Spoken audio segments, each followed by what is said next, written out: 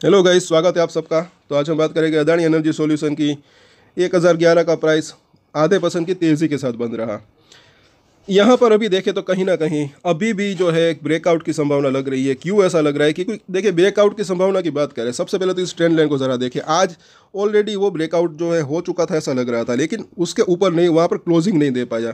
Technical chart काफ़ी useful रह सकते हैं। साथ साथ अगर आपकी इसके अंदर होल्डिंग है तो हमारे चैनल को सब्सक्राइब जरूर कर लें, क्योंकि आप अगर सर्च करके जो है वीडियो देखते हैं उससे अच्छा है कि आप सब्सक्राइब कर लेगा, कि जो है हम जैसे ही कुछ नई वीडियोस अपलोड करें तो आपका उसको नोटिफिकेशन तुरंत ही मिल सकता है।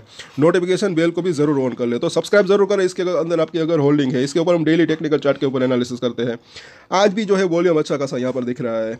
सबसे पॉजिटिव चीज़ यहाँ पर यही दिख रही है, 1000 रुपये के नीचे जाने को तैयार नहीं है, कहीं ना कहीं ऐसा ही लग रहा है। पिछले 3 दिन की अगर आप बात करें, यहाँ पर जूम कर आप देखें, जब वो बैड न्यूज़ आई थी, मतलब कि एक आशंका थी जो यूएस के अंदर थी, उसके बाद क्लियरिफिकेशन भी आया अदानी ग्रुप का। इसके ऊपर भी इस कंपनी ने भी जो है क्लियरिफिकेशन दिया, इसके ऊपर भी हम चर्चा करेंगे। यहाँ पर आप देख सकते हैं बिल्कुल ये 1000 रुपये के आसपास ही जो काम कर रहा है, नीचे गया वापस से ऊपर आया। यहाँ पर आप देखें तो ये जो है अदानी एनर्जी सॉल्यूशन का क्लियरिफिकेशन है 18 मार्च को।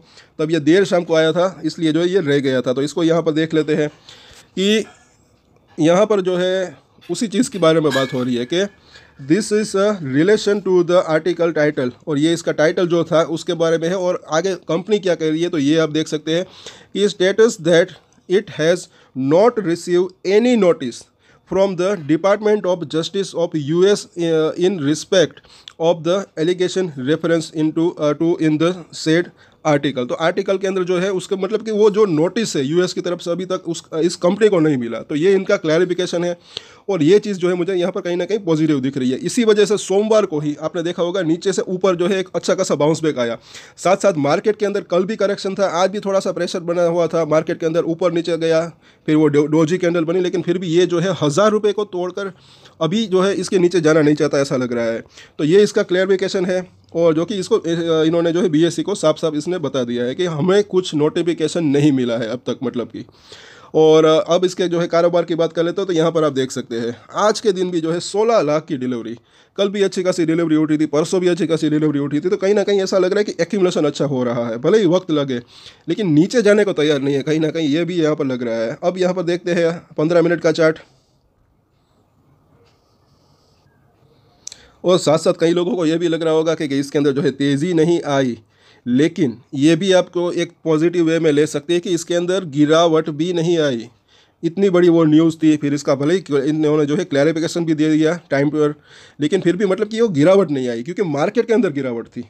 तो अगर ज़्यादा 1000 को तोड़ देता तो फिर 1000 के ऊपर निकलना थोड़ा सा मुश्किल हो सकता था, फिर मतलब कि रेजिस्टेंट हो सकता, वहाँ पर ये फेस कर सकता था शॉर्ट टर्म की बात करें तो। लेकिन ये पिछले 3 दिनों अच्छा खासा जो है इसी लेवल के आसपास ये सपोर्ट ले रहा है, और यहाँ पर वॉल्यूम भी देखें तो अच्छा खासा एक्यूमुलेशन हो रहा है ऐसा लग रहा है। तो एक अभी जो है सिचुएशन है थोड़ी सी स्ट्रॉन्ग यहाँ पर दिख रही है। लेकिन एक चीज़ है कि ये 9 वीक के मूविंग एवरेज को, वीकली चार्ट को देखें तो पहली बार है कि इसके नीचे इसने क्लोजिंग दी है जब इसके अंदर ये तेज़ी आई थी। उसके बाद की बात करें तो यहाँ पर पिछले हफ्ते जो है इसके नीचे इसने क्लोजिंग दी। अब इसके ऊपर निकले तो एक स्ट्रेंथ जो है वो वापस आ सकती है। ये लेवल ज़्यादा दूर है भी नहीं, 1050 के आसपास का जोन है, और वो भी शुक्रवार तक, अभी 2 दिन बाकी है। तो इसके ऊपर निकलता है तो अच्छा रह सकता है। साथ साथ यहाँ पर देखें डेली चार्ट के ऊपर भी ये दोनों ही बड़ी मूविंग एवरेज लगाई है, तो इसको भी ये पार कर दे। एक तो ये 1050 को, वहाँ पर 50 डेज़ का मूविंग एवरेज भी है और 9 हफ्ते का मूविंग एवरेज भी।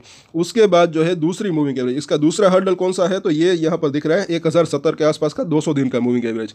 बस इन दोनों ही लेवल को पार कर दे तब इसके अंदर एक अच्छी तेज़ी आने की संभावना हो सकती है, और ऐसा यहाँ पर जो है लग रहा है। और आगे बोलिंजर बैंक को अगर हम देखें तो ये इंडिकेटर काफ़ी यूज़फुल रह सकता है। जैसे कि यहाँ पर अगर आप देखें सोमवार को इतनी बैड, वो मतलब कि बड़ी न्यूज़ थी, बैड न्यूज़ को नहीं, इसको बड़ी न्यूज़ कह सकते हैं, रिपोर्ट थी, फिर भी उसी लेवल बोलिंजर बैंक की जो निचली लाइन है वहाँ पर इसने सपोर्ट लिया, उसके बाद एक अच्छा खासा बाउंस बैक भी दिया था। तो अभी जो है ये इसकी निचली लाइन और ऊपर की लाइन, उस दोनों के बीच में अभी ये जो है फंसा हुआ है। और अगर ये मिडिल लाइन को क्रॉस करता है, जैसे कि हमने चर्चा की 1070 के आसपास का प्राइस को, तो अब जो है ये 1150 तक जाने की इसकी संभावना रह सकती है, वहाँ पर इसकी ऊपरी लाइन है। और यहाँ पर देखें MACD को, तो आज जो है जैसे कि हमने देखा हल्की सी एक स्ट्रेंथ यहाँ पर दिखी हुई है, और 21 दिन का मूविंग एवरेज भी 1050 के आसपास है। तो 1050 से 1070 का प्राइस है वो काफ़ी एक जो है अभी एक महत्वपूर्ण दिख रहा है यहाँ पर। और RSI की बात करें तो 44 के ऊपर है। स्ट्रेंथ जो है वो अभी भी यहाँ पर एक बरकरार है कहीं ना कहीं थोड़ी बहुत, पिछले 3 दिन की यहाँ पर बात करें तो। और नीचे जाने की संभावना, मतलब कि एक जो सपोर्ट है वो अभी भी नज़दीक दिख रहा है। किसी भी रीज़न से अगर 1000 को तोड़ता भी है तो पिछली बार इसने जहाँ पर सपोर्ट लिया था उसी लेवल के आसपास वापस से इसको सपोर्ट मिल सकता है, क्योंकि RSI इसका 44 है। तो अगर थोड़ी सी गिरावट आती भी है तो ये 30 के पास वापस से जा सकता है, ओवरसोल्ड जोन के पास, वहाँ से वापस से बाउंस बैक देने की संभावना इसकी रह सकती है। तो अब यहाँ पर देख लेते हैं इसका सपोर्ट और रेजिस्टेंस, साथ साथ 5 और 9 डेज का मूविंग एवरेज, इसके ऊपर भी हमारी नज़र रहेगी। सबसे पहले तो वो जो ट्रेंड लाइन थी, वो जो कि आज इसका जो हाई है, इसके ऊपर अगर ये क्लोजिंग दे दे, वहाँ पर इसी लेवल के आसपास ये दोनों मूविंग एवरेज है, तो इसको आप फास्ट मूविंग एवरेज भी कह सकते हैं। शॉर्ट टर्म की बात करें तो इसके ऊपर ये जब क्लोजिंग देता है तो स्ट्रेंथ जो है वो वापस आ सकती है। और अब इसके सपोर्ट और रेजिस्टेंस देखें तो पहला सपोर्ट तो डेफिनेटली 1000 रुपये ही है, उसके नीचे देखें तो 980 का जोन, उसके नीचे देखें तो 950 रुपये का जोन, तो ये अभी इसके नज़दीकी सपोर्ट दिख रहे हैं। रेजिस्टेंस की बात करें तो पहला रेजिस्टेंस जो है इसका 1025, उसके बाद देखें तो 1050 का लेवल, और उसके बाद देखें तो 1070 का प्राइस। यहाँ पर है 9 वीक का मूविंग एवरेज, 50 डेज़ का मूविंग एवरेज, और यहाँ पर जो है 200 दिन का मूविंग एवरेज, और यहाँ पर ये दोनों ही मूविंग एवरेज। इन सभी लेवल को अगर ये पार करता है तब इसके अंदर वापस से 1150 तक जाने की संभावना भी रह सकती है। तो इन सभी सपोर्ट और रेजिस्टेंस के ऊपर नज़र बना कर रख सकते हैं। कल वापस से इसके ऊपर चर्चा करेंगे। तो तब तक के लिए अगर आपकी इसके अंदर होल्डिंग है, अगर आपको जानकारी अच्छी लगे तो सब्सक्राइब ज़रूर कर लें, शेयर भी ज़रूर करें। और आज के वीडियो में इतना ही। और एक स्टैंडर्ड डिस्क्लेमर जो कि मैं हमेशा देता हूँ, आप कोई भी ट्रेड ले उससे पहले अपनी रिसर्च करें, अपने फाइनेंशियल एडवाइजर की सलाह ले, उसके बाद ही कोई डिसीजन ले, और डिसीजन ले तो उसकी जिम्मेदारी मैच्योरिटी के साथ खुद ही ले। ये वीडियो मैंने एजुकेशन पर्पस के लिए बनाया है, मेरी तरफ से कोई भी बाय या सेल की रिकमेंडेशन नहीं है। Thank you.